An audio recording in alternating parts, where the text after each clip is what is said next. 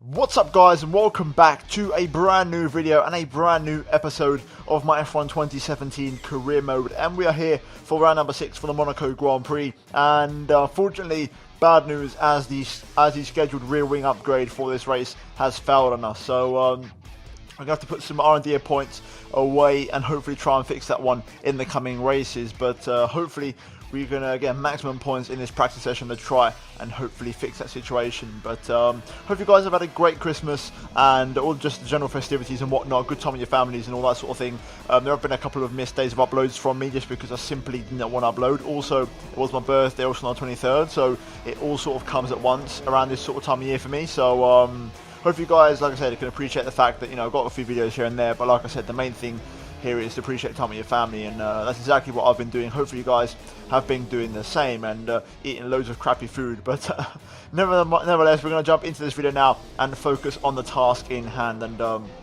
Friday was a great session for us, getting basically purple and absolutely everything, and maximising the amount of resource points we could possibly get. And then straight after that, we switched over to power unit number 2 to have a little bit more performance edge going into Saturday qualifying, which actually started off in wet conditions and intermediates needed for the first part of the session. I left it right to the very end and then went out, but the track was definitely pretty damn slippery, and the car was definitely on the knife edge for the entirety of the lap. But managed to get the car nursed around the lap around this circuit, and with about 3 minutes left on the clock now, obviously the checker flag has already gone out, but we are going to cross the line. And where is this lap going to put us? And it's going to be P9, I think it is going to be. So we're just going to see us through quite comfortably into Q2, the second part of qualifying. So good way to start off qualifying here as we now move into the second half, which it will be dry conditions as the track was dry in Q1 anyway. It just didn't dry out enough for dry tyres, but as you can see now, currently pushing hard on these ultra softs,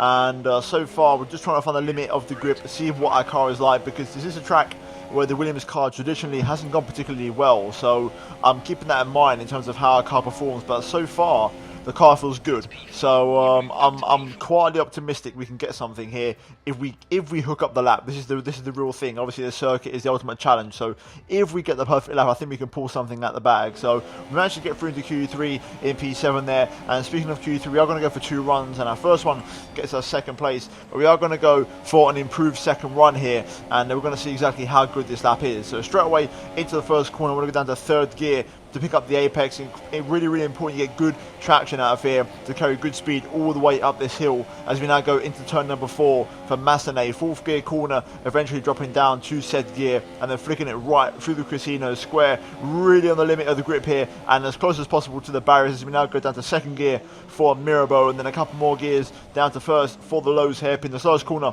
in Formula 1, and then we move pretty much quite swiftly on for the next right hand and then into Portier, keeping it in 3rd all the way through this section, and then on the power as soon as possible into the back straight and on into the tunnel. And there's a question of really trying to find your break point here for the chicane. Bang on the 100-meter board on the right-hand side, down to 3rd gear. Use all the curbing necessary at the Nouvelle chicane. And then we go on the power again, down to the back, down the gear, really as close as possible to the wall there. Flat out through swimming pool section 1, and then into the second one, down a couple of gears. And then you got the power once again, shortly down into 2nd gear for the Rascasse hairpin. 2nd gear, a little bit of a lock up, and then finally Anthony knows the final corner, DRS wide open. 4 tenths up on this lap. Are we going to improve on 5th place across the line? And it's going to be 2nd place. What a lap! 1/10 off Sebastian Vettel, and nobody actually managed to improve. So that's going to be our starting position for the race tomorrow. So absolutely incredible lap in this Williams car, and Massa didn't even make it to Q3. So that just goes to show how much performance we found in the car around here and how much we pulled out of the bag when it actually mattered. But that lap in Q3, absolutely flawless, not a single mistake that I could find, and I was very happy with that lap. So that's going to see us start the race tomorrow in 2nd place. So without further ado, let's jump straight into Sunday for the race. Right then, here we are on the grid for the Monaco Grand Prix. 2nd place, front row of the grid alongside the championship leader Sebastian Vettel, and we've got our work cut out today to really try and put in a shift. We can pull out a lap out the bag, a special lap over 1 lap, but obviously over a whole 39, do we have the pace in this car? Obviously qualifying is a completely different story to the race, so I think we're going to have a real tough challenge ahead of us today. I think realistically speaking, if we can jump Vettel into turn 1, then we've got a good chance to win the race. If we aren't in the lead into turn 1, I think it's going to be very hard to keep up with Sebastian Vettel. I think that's what's going to happen this race. But I'm going to give it a bloody good go, and we're going to see what happens. But hopefully the race turns out alright for us. I want to at least get a podium. A podium would be a great result at first one of the season around such a classic and iconic track, and I really want to try and at least get in the top 3. But in terms of today's race strategy for the race, you can see that we have got a one stop. Obviously it is Monaco. Tyre wear is pretty low, so it should be a fairly straightforward strategy with us going over to the supers. However, this Williams, which does seem to eat his tyres more than other cars, I might struggle a little bit towards the end of my stints on these tyres, so I've got to keep that in mind and try and drive a little bit more conservatively. But hopefully we can have a good race here today, and I'm looking forward to it. So without further ado, let's jump straight into the race now for round number 6 for the Monaco Grand Prix. Right, here we go. We're going to get ready to the 5 red lights for the Monaco Grand Prix. And it's lights out and away we go, and it's a good start. Vettel reacting slowly to the lights. We're going to try and sneak on the outside here into turn 1. Switch back underneath Sebastian, get the traction, and there we go. We're into first place. Brilliant start. And we're past the German. Absolutely incredible start to this race. Exactly what we needed. And this is the only way we're going to get a good result this race, by jumping Sebastian. That's exactly what we've done. So we're now into P1. Now the question is, what is our pace like around this track on race fuel? Because obviously in qualifying it was pretty quick, but can we produce the goods on the race day? So we're all going to sort of filter through now into our positions. Raikkonen's also overtaken Hamilton into 3rd place, so Hamilton losing a position there, but it's critical that we're in the lead now, because if we want to get our first podium of the season, we need to be in 1st place and setting the pace of the race. So we've done that. Now we've got to try and set the good lap times to go with it. Okay, on to lap number 3. DRS is now enabled, but early signs, I think I've got some good pace here, and I'm actually pulling away from Sebastian, so good pace to start the race, and car feels very good early on, and we're outside of a second already, so so far so looking positive. We'll see how the race unfolds though, once my tyre wear inevitably kicks in more than those guys around us. Car feels absolutely phenomenal, and I'm really pushing hard here, matching my fastest lap from the last lap by only 16,000 short, so car feels fantastic. We're extending our lead over Vettel. Things are looking very good so far. Okay, so far a little sit rep, and we're still pulling away from Vettel. We're just over 3 seconds ahead of him, but the good thing about my current position is I'm a little bit concerned about the tyre wear, because it is going up pretty rapidly, and I don't know if I'll be able to make the one stop on the supers. However, because I'm in this position, I do have the benefit of using softs instead of super softs if I need to. The only thing is I'll be a little bit more under pressure towards the end of the race because of the tyre that I'm on, but that's the beauty of being in 1st place now and not being under threat just yet. So I can actually have 2 different strategy options. So I'm trying to keep his tyre in, try and keep it alive, but if it doesn't last, then I've always got a plan B, which is always very good. And so far Vettel is also seemingly matching my lap times, and not that much faster than me. If anything, I'm still slightly faster, so it's still looking very good. Okay, so this is what I was afraid of. Raikkonen has passed Sebastian Vettel for 2nd place, and he's already within 2 seconds of me. He's absolutely flying, so Raikkonen might be in the back of me very soon here. Okay, Raikkonen comes in. That's very interesting. So maybe that's an early sign that Raikkonen might be on the 2 stop. So if that is the case, unless he goes into softs, if he goes into softs, then he might be ahead of me. So I might have to respond to Raikkonen, because he might be going for a different strategy. Okay, so I'm going to come in this lap and respond to Raikkonen's pit stop from the last lap. We are going to switch our strategy to the soft compound tyres, like I mentioned. So here we go into the pit lane. We've got to make sure we don't speed and get it all slowed down. But there we go. Good entry. And now we're going to see what happens. Vettel stays out, as does Lewis Hamilton. So those guys, I think, are committing to the one stop.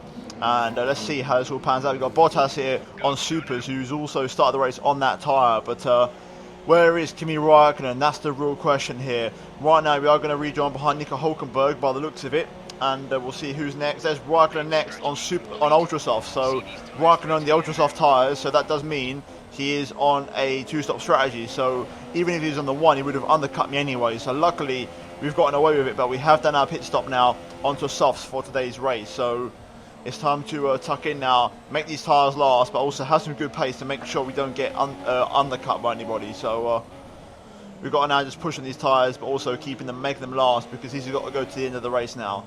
Raikkonen is all over the back of Nico Hülkenberg here, but he just can't make a move on the German, and Hülkenberg defending his line beautifully. So we might have a chance of making a move here on Kimi and maybe sneak up to the back of him if he doesn't get past Hülkenberg here. I'm going to have a look into Raskas, but no way through just there. But Raikkonen definitely giving Hülkenberg the old hurry up, and this is definitely holding us up. We've got a car in the pit lane in the form of Valtteri Bottas switching over to soft compound tyres. So That was the only other threat on a different tyre strategy that could have been a problem to us, and he's basically out of the equation. Now the question is, I don't know if I'm lapping fast enough to be guaranteed that I'll rejoin ahead of Sebastian and Lewis, because they were only like 2.5 behind me when I came in. So if they're lapping faster than Hulkenberg, we could be in trouble here. So we need to make the move, but the issue is we've got to get past Raikkonen as well. So this is going to get very, very intense, and I need to make the move quickly here on these tyres.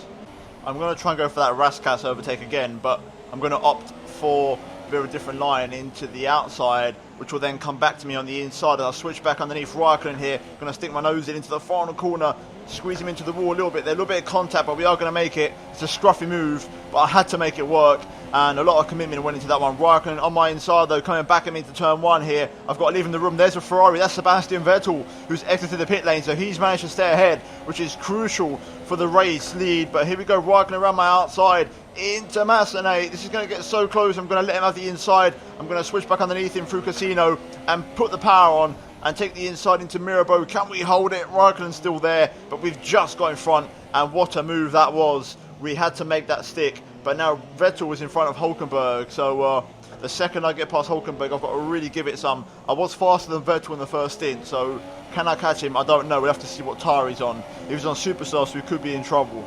Okay, Hulkenberg comes in, and he's just released me with the RS, so we can now go in hot pursuit after Sebastian Vettel, who's the next man up front, and Hamilton as well. Right, Vettel and Hamilton are exchanging fastest laps here. They're about half a second lap faster than me, so I've just got to keep pushing, and hopefully when their tyres die off a little bit, I can be back in the game, because I'll have the better tyre life. Raikkonen can't keep up, surprisingly, so we've got to get a head down, knuckle down, and really push. I think there's a real interesting story developing this race, because Raikkonen just came in. He managed to drop back to an entire 8 seconds behind me, and now Hamilton is all over the back of Sebastian Vettel. Hamilton is still pulling away, but he's about to approach the back of him, and he won't be able to extend his gap anymore. I genuinely think I might be similar pace, even not slightly faster than Vettel. So once Hamilton catches up to him, and if they have a little battle or something, then I might come back into play. So I've just got to keep pushing here and keeping a positive mindset and an open mind. But Hamilton, you can see on the mini-map, is on the back of Vettel now, so we could be in this still. Oh, we got a yellow flag up ahead into the Nouvelle chicane. Something's happened, and we've got Marcus Ericsson backwards in the Sauber, and I think he was tangled with Vettel and Hamilton, who were lapping him at the time. So something happened there to the Sauber driver, but other way he's got going again. So unfortunately, no VSC or safety car triggered from that, but less than 10 laps to go now, and I think Hamilton might have come in, because no, Vettel's come in.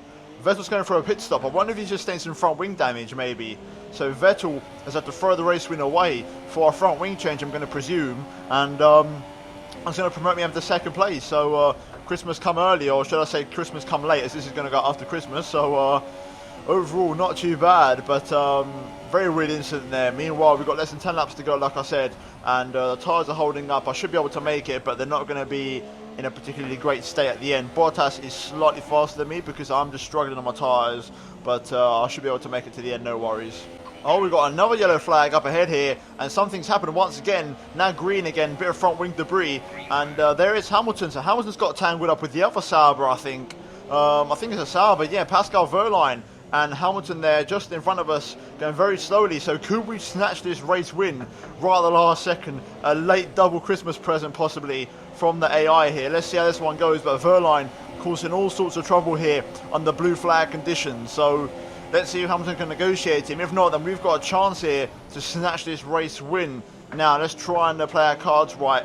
Wehrlein's going to pull over to the left-hand side and get out of the way, but I think he's going to be right on the apex of Hamilton here. This isn't good for the British driver. We've had contact, lost our front wing, and this is not good for us. We're in big trouble now. Front wing damage, Wehrlein causing big issues, and we're going to have to come into the pit lane now to get our front wing fixed. Thanks a lot, Pascal, you absolute numpty. Hamilton comes in as well, so literally the front three, myself, Hamilton and Vettel, have all had to come in the last 2 laps because of back markers. That is absolutely incredible. So we're going to have a front wing change here, and we're going to rejoin behind Hamilton, behind Vettel once again, and it could be something like P6 by the look of it. We're away, but it's a 7.6 pit stop. There's Hamilton, and this is very, very frustrating. So let's see what we can do in the remaining laps of this Grand Prix, and if we can pull anything back. But it looks like P6 on the cards at the moment, unless there's an absolute Christmas miracle for the 3rd time this race.